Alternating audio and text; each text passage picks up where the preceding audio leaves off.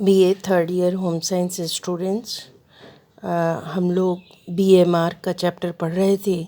उसमें last point बचा है factors affecting the rate of vessel metabolism. तो इसको कौन कौन से कारक प्रभावित करते हैं, ये चीज़ें मैं आपको पढ़ा चुकी हूँ। और इसमें सिर्फ ये बताना है मुझे कि भिन्न भिन्न परिस्थितियाँ होती हैं, भिन्न भिन्न व्यक्ति होते हैं, हर एक का जो बीएमआर रेट होती है वो अलग अलग होती है। और बीएमआर रेट को कई कारक हैं जो प्रभावित करते हैं, और ये बहुत ही इम्पॉर्टेंट चैप्टर है। कब बीएमआर बढ़ जाता है, कब बीएमआर घट जाता है, इसके बारे में आपको जानना ज़रूरी है। तो शरीर का आकार एवं स्वरूप, बॉडी साइज़ कैसा है और बॉडी देखने में कैसी है कोई लंबा चौड़ा है या उसका आकार कैसा है। तो आधारीय चयापचय दर को प्रभावित करने वाले मुख्य कारक में शरीर का आकार एवं स्वरूप है। एक समान आयु एवं वजन होने पर भी यदि शरीर की लंबाई भिन्न भिन्न है तो आधारीय चयापचय की दर भिन्न भिन्न होती है। जिन व्यक्ति के शरीर की लंबाई अधिक होगी उनका बीएमआर रेट ज़्यादा होगा। ये बात समझ में आ गई। जिनकी शरीर की लंबाई ज़्यादा होती है उनका शारीर क्योंकि उनके बोन्स का स्ट्रक्चर भी हैवी होगा। लंबाई में बोन्स लंबी होंगी तभी उनकी हाइट बढ़ रही है। मेरी बात फिर से सुनो। शरीर का आकार एवं स्वरूप, बॉडी का साइज़ कैसा है, वो देखने में वो डील डॉल कैसी है। आधारीय चयापचय की दर को प्रभावित करने वाले मुख्य कारक शरीर का आकार एवं स्वरूप हैं। एक समान आयु एवं वजन होने पर भी यदि शरीर की लंबाई भिन्न भिन्न है तो आधारीय चयापचय की दर भिन्न भिन्न होती है। जिन व्यक्ति के शरीर की लंबाई अधिक होगी उनका बीएमआर रेट ज़्यादा होगा। आयु दूसरा जो फैक्टर है वो है कि आधारीय चयापचय की दर का निर्धारण कारक आयु भी है। जिस आयु काल में शरीर में तीव्र वृद्धि होती है उस काल में आधारीय चयापचय की दर भी अधिक होती है। जैसे मैंने आपको गर्भावस्था भी बताया था कि गर्भावस्था में जब गर्भस्थ शिशु पनप रहा होता है उस समय उसकी बढ़त बहुत तेज होती है। एक सिंगल कोशिका से 9 महीने 9 दिन में गर्भस्थ शिशु बनकर तैयार हो जाता है, यानी बहुत तेज़ी से वृद्धि हो रही है। जन्म लेने के 5 वर्ष तक आधारीय जो चयापचय दर होती है वो बहुत ज़्यादा होती है, क्योंकि इस समय जब जन्म लेता है और तब से 5 साल का बच्चा बहुत तेज़ी से ग्रोथ एंड डेवलपमेंट उसमें लगातार होता रहता है। फिर ग्रोथ एंड डेवलपमेंट की जो रेट है वो कम हो जाती है तो बीएमआर की रेट भी कम हो जाती है। फिर आती है किशोरावस्था। किशोरावस्था पुनः वृद्धि एवं विकास और तूफान की अवस्था है, तो उस समय भी बहुत तेज़ी के साथ शारीरिक वृद्धि एवं विकास हो रहे होते हैं तो बीएमआर दर पुनः बढ़ जाती हैं। लेकिन प्रौढ़ावस्था में आकर ये दर तब बढ़ती है जब गर्भावस्था हो या दुग्धपान की अवस्था हो। शारीरिक वृद्धि धीरे धीरे करके रुकने लगती है, कम होने लगती है, तो बीएमआर की दर भी पुनः घटनी शुरू हो जाती है। 5 से 6 वर्ष की आयु में बीएमआर 50 to 53 किलो कैलोरीज वर्ग मीटर घंटा के अनुसार होता है, जबकि 21 वर्ष की आयु में 36 से 41 किलो कैलोरी वर्ग मीटर प्रति घंटा होती है। मांसपेशियों की गति, आधारीय चयापचय की दर को बढ़ाने में मांसपेशियों की गतिविधि का विशेष योगदान होता है। जब मांसपेशियों में अधिक गति होती है, मतलब जब मसल्स बहुत एक्टिव होती हैं, तो उसके परिणाम स्वरूप क्या होता है, शरीर में ऑक्सीजन की दर बढ़ जाती है और शरीर अधिक मात्रा में ऑक्सीजन यूज़ करने लग जाता है।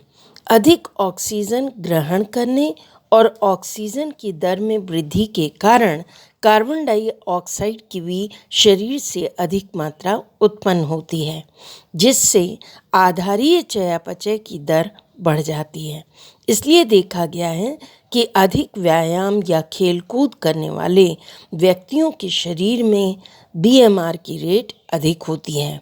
स्त्रियों की अपेक्षा पुरुषों की मांसपेशियां अधिक सुदृढ़ होती हैं, इसलिए स्त्रियों की अपेक्षा पुरुषों की बीएमआर रेट भी ज़्यादा होती है।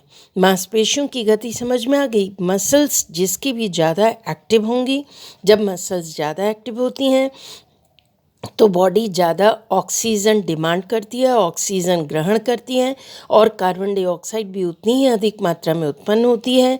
यानी ऑक्सीजन का अंदर जाना, कार्बन डाइऑक्साइड का बाहर निकलना, ये बहुत तेज़ होता है, जिसके कारण बीएमआर की रेट बढ़ जाती है। ये ज़्यादातर जो व्यायाम करते हैं, खेलकूद करते हैं, उनका बीएमआर रेट अधिक होता है। स्त्रियों की मांसपेशियों से पुरुषों की मांसपेशियाँ ज़्यादा सुदृढ़ होती हैं, इसलिए पुरुषों का बीएमआर महिलाओं की तुलना में ज़्यादा होता है। विभिन्न ग्रंथियों का स्राव, जो हमारे शरीर में डिफरेंट ग्लैंड्स हैं, उनसे हार्मोन सिक्रीट होते हैं। हार्मोन भी बीएमआर की दर को प्रभावित करते हैं। हार्मोन से शरीर में होने वाले रासायनिक प्रतिक्रियाओं पर प्रभाव पड़ता है। इससे भी आधारीय चयापचय की दर बढ़ जाती है। उदाहरण के तौर पर थायराइड ग्रंथि जो होती है गले के पास, उससे थायरॉक्सिन नामक हार्मोन का अधिक स्राव होने लगता है, तो बीएमआर रेट बढ़ जाती है। इसको हम थायराइड ग्लैंड से जब थायरॉक्सिन ज़्यादा मात्रा में बढ़ता है तो हम बीएमआर की रेट बढ़ जाती है।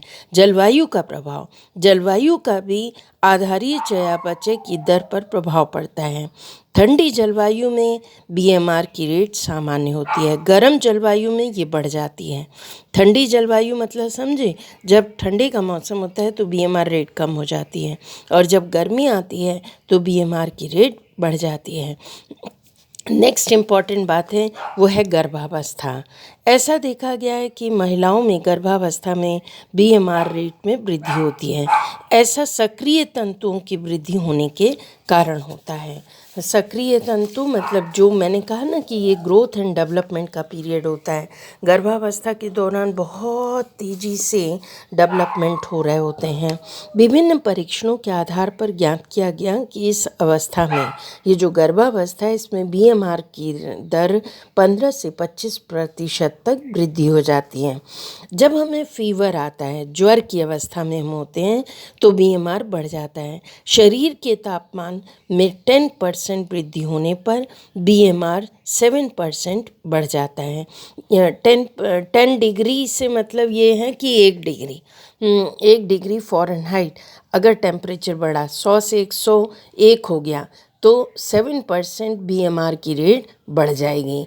यानी ज्वर की अवस्था में बीएमआर बढ़ता है। जब हम सो रहे होते हैं, निद्रा की अवस्था में होते हैं, तो बीएमआर 10 to 15% कम हो जाता है।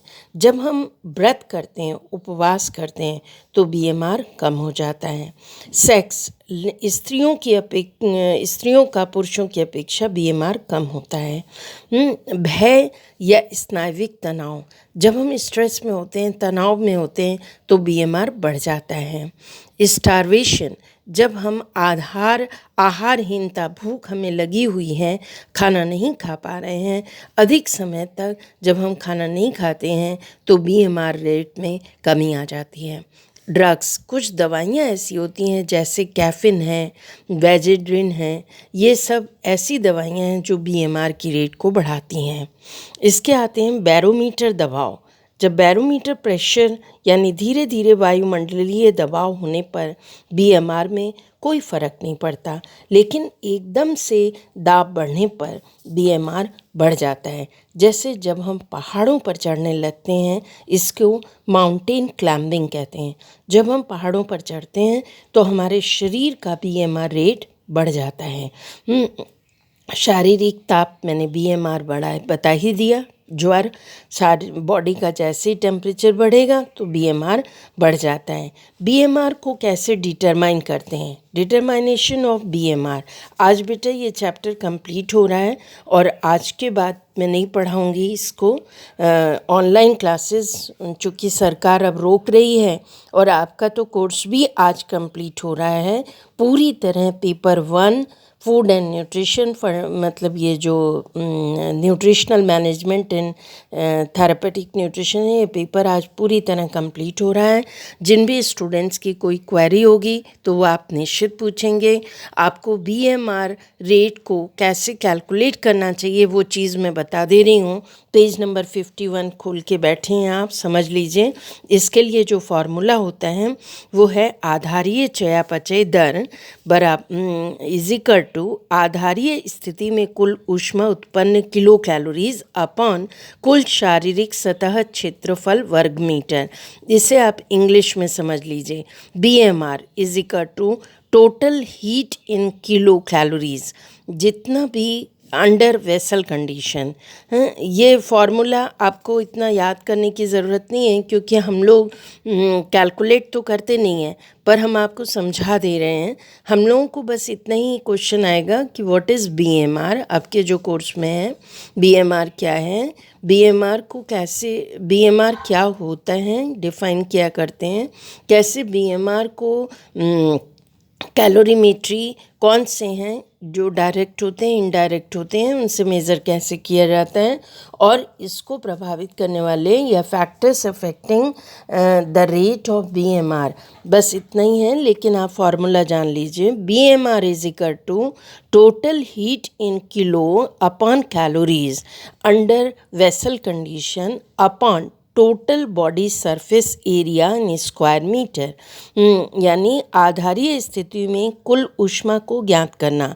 कैसे हम ज्ञात करेंगे? तो आधारीय चयापचय दर आधारीय स्थिति में कुल ऊष्मा उत्पादन किलो कैलोरीज में अपॉन कुल शारीरिक सतह क्षेत्रफल वर्ग मीटर में। समझ में आया कि नहीं? BMR is equal to total heat in kilo calories under basal condition, चाहे हम डायरेक्ट कैलोरीमेट्री में हों या इनडायरेक्ट कैलोरीमेट्री में हों, upon total body surface area in square metre. और हमारी बॉडी का सरफेस एरिया कितना है, कितने एरिया में हमारा पूरा बॉडी आ रही है, इस चीज़ को अपॉन करके हम कैलकुलेट करते हैं। तो इसके लिए रोथ वैन डिक्ट स्पायरोमीटर मैंने आपको बताया था, तो उसमें उसके द्वारा आसानी से BMR को कैलकुलेट किया जा सकता है।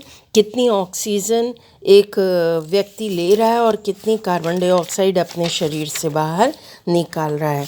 तो ये रोथ वैनेडिक्ट स्पायरोमीटर है जिसका डायग्राम बताया गया है।